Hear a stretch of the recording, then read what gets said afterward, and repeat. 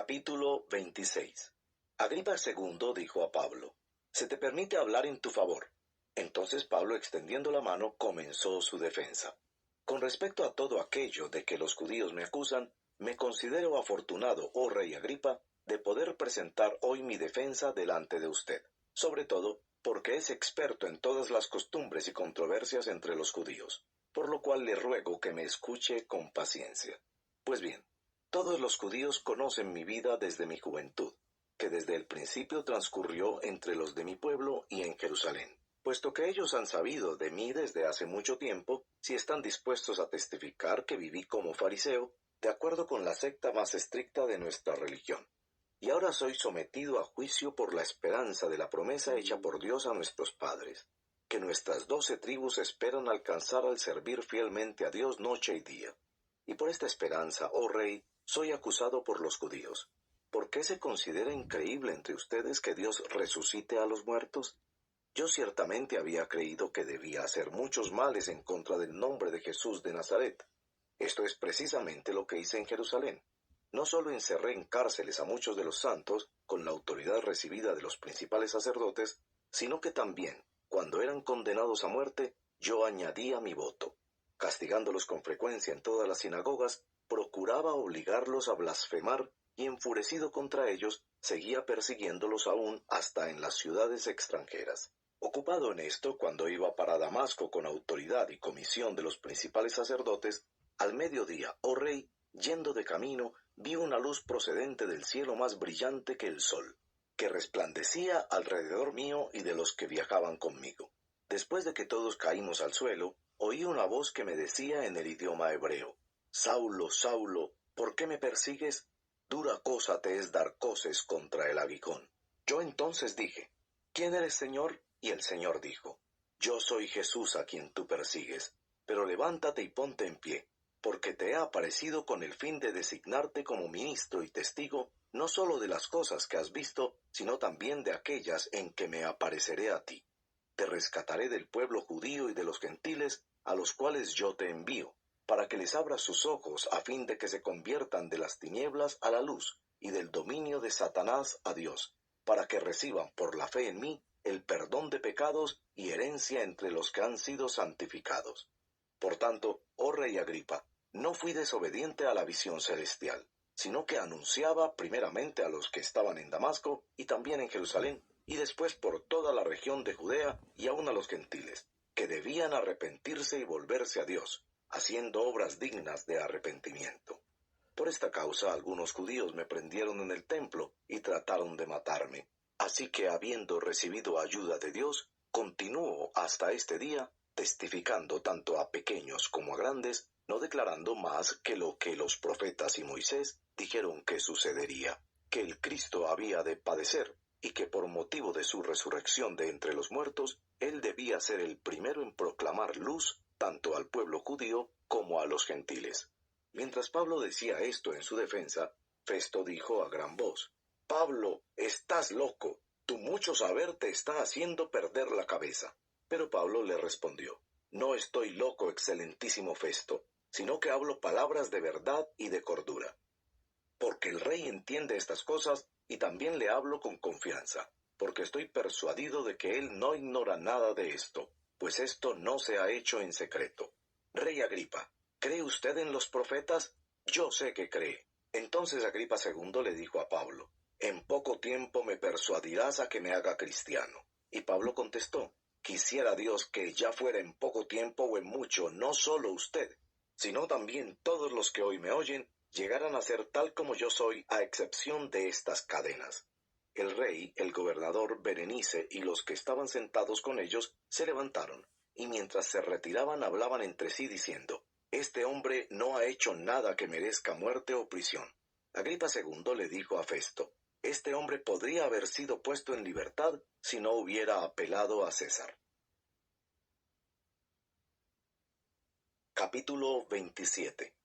Cuando se decidió que deberíamos embarcarnos para Italia, fueron entregados Pablo y algunos otros presos a un centurión de la compañía Augusta, llamado Julio.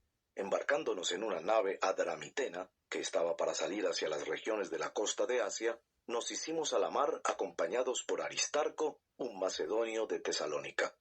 Al día siguiente llegamos a Sidón. Julio trató con benevolencia a Pablo, permitiéndole ir a sus amigos y ser atendido por ellos. De allí partimos y navegamos al amparo de la isla de Chipre, porque los vientos eran contrarios. Después de navegar atravesando el mar frente a las costas de Cilicia y de Panfilia, llegamos a Mira de Licia. Allí el centurión halló una nave alejandrina que iba para Italia y nos embarcó en ella. Después de navegar lentamente por muchos días y de llegar con dificultad frente a Nido, pues el viento no nos permitió avanzar más, navegamos al amparo de la isla de Creta, frente a Salmón. Costeándola con dificultad, llegamos a un lugar llamado Buenos Puertos, cerca del cual estaba la ciudad de Lasea. Cuando ya había pasado mucho tiempo y la navegación se había vuelto peligrosa, pues hasta el ayuno había pasado ya, Pablo los amonestaba diciéndoles: «Amigos, veo que de seguro este viaje va a ser con perjuicio y graves pérdidas, no solo del cargamento y de la nave, sino también de nuestras vidas». Pero el centurión se persuadió más por lo que fue dicho por el piloto y el capitán del barco que por lo que Pablo decía. Como el puerto no era adecuado para invernar, la mayoría tomó la decisión de hacerse a la mar desde allí para ver si les era posible arribar a Fenice, un puerto de Creta, que mira hacia el nordeste y el sudeste, y pasar el invierno allí. Cuando comenzó a soplar un moderado viento del sur, creyendo que habían logrado su propósito, levaron anclas y navegaban costeando a Creta. Pero no mucho después, desde tierra, comenzó a soplar un viento huracanado que se llama Euroclidón. Y siendo azotada la nave, y no pudiendo hacer frente al viento, nos abandonamos a él y nos dejamos llevar a la deriva. Navegando al amparo de una pequeña isla llamada Clauda, con mucha dificultad pudimos sujetar el bote salvavidas. Después que lo alzaron, usaron amarras para sujetar la nave. Temiendo encallar en los bancos de Sirte, echaron el ancla flotante y se abandonaron a la deriva. Al día siguiente, mientras éramos sacudidos furiosamente por la tormenta, comenzaron a arrojar la carga. Al tercer día, con sus propias manos arrojaron al mar los aparejos de la nave.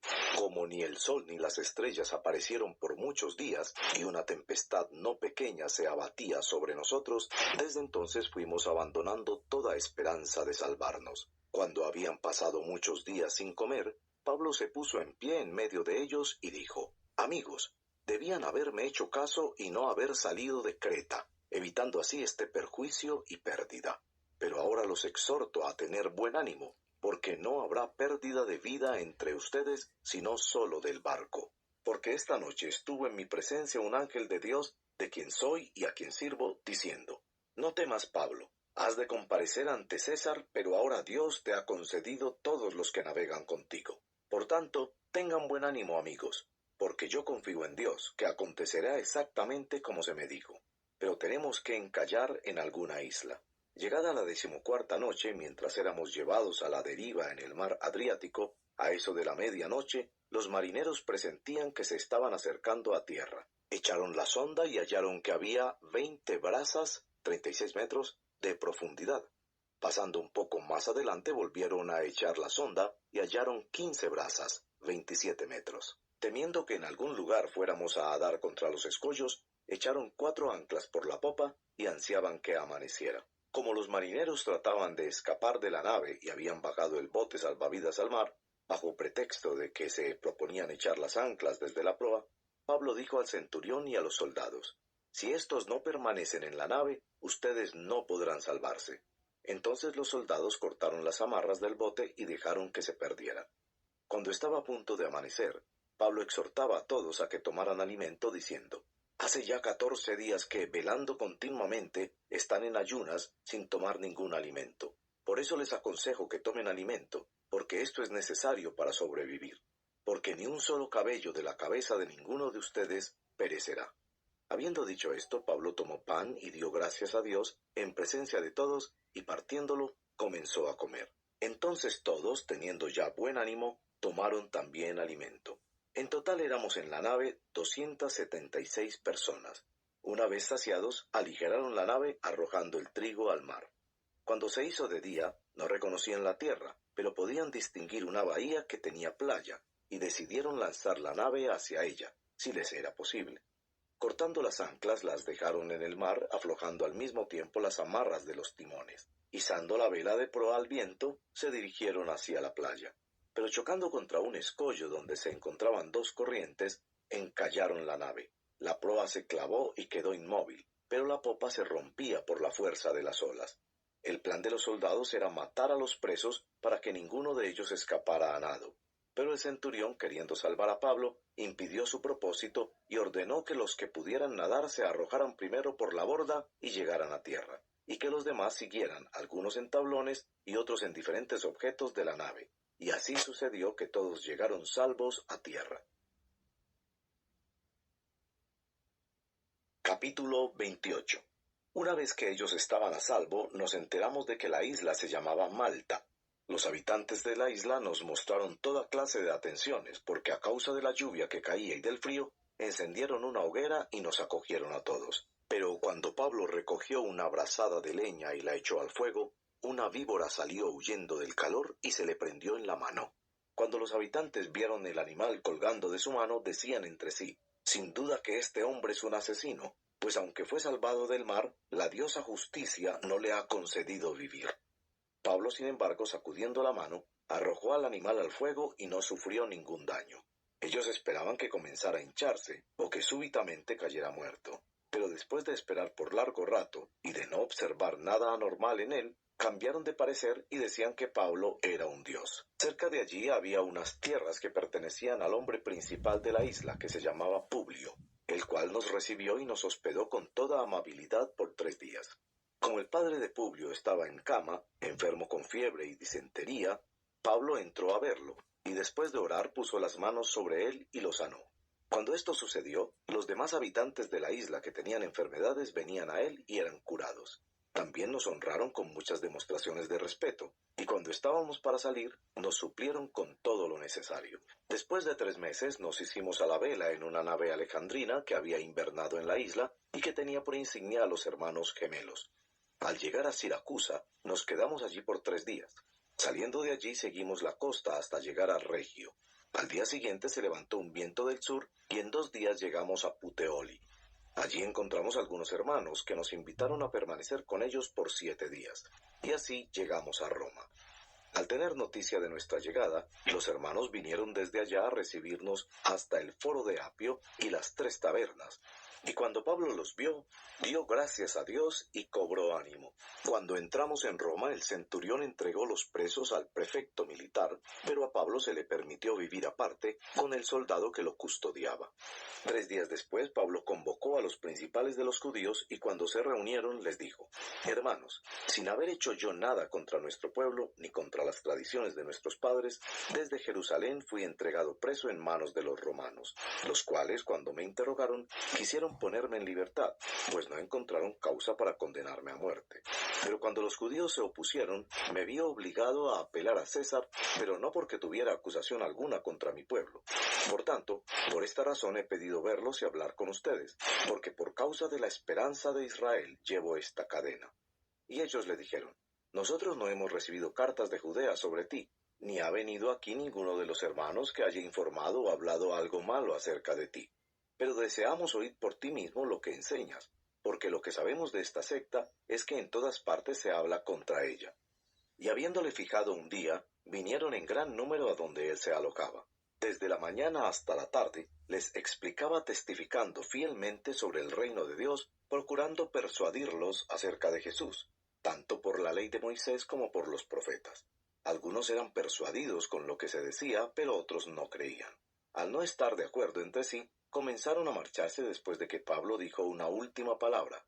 Bien habló el Espíritu Santo a sus padres por medio de Isaías el profeta, diciendo: «Ve a este pueblo y di: al oír oirán y no entenderán, y viendo verán y no percibirán, porque el corazón de este pueblo se ha vuelto insensible, y con dificultad oyen con sus oídos, y sus ojos han cerrado. De otro modo verían con los ojos, y oirían con los oídos, y entenderían con el corazón, y se convertirían, y yo los sanaría». Sepan, por tanto, que esta salvación de Dios ha sido enviada a los gentiles. Ellos sí oirán. Cuando hubo dicho esto, los judíos se fueron, teniendo gran discusión entre sí. Pablo se quedó por 2 años enteros en la habitación que alquilaba y recibía a todos los que iban a verlo.